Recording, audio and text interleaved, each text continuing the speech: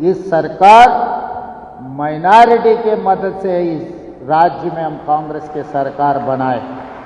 రేవంత్ రెడ్డి స్కామ్లు job calendar లేదు కానీ స్కామ్ క్యాలెండర్ మాత్రం ఇచ్చిండు రేవంత్ రెడ్డి. ఎవ్రీ మంత్ ఏమేం స్కాములు చేసిండ్రో ఇలా స్పష్టంగా మీకు కనబడుతుంటుంది. ఏం చెప్పిండు? నెల నెలా ఉద్యోగాలు నింపుతా, జాబ్ క్యాలెండర్ తెస్తా అని నిరుద్యోగుల ఓట్లు వేసుకున్నాడు. జాబ్ క్యాలెండర్ విడుదల కాలే కానీ స్కామ్ క్యాలెండర్ మాత్రం వచ్చింది.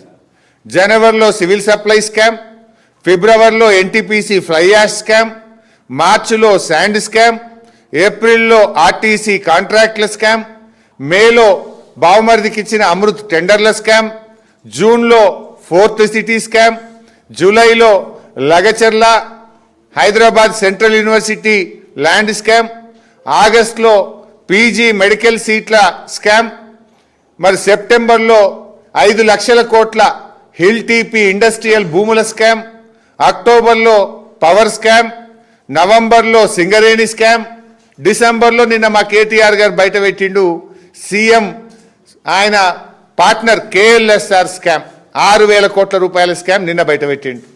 నెలకొక్క స్కామ్ బై మీది. ఇది మీ స్కామ్ క్యాలెండర్. 6 గ్యారంటీలను సంతకాలు పెట్టిండ్రు. గ్యారంటీలు రాలేదు కానీ స్కాములు మాత్రం వచ్చినాయి ఈ రాష్ట్రంలో. గ్యారంటీలకు దిక్కు లేదు, స్కాములకు మాత్రం ఫుల్లు.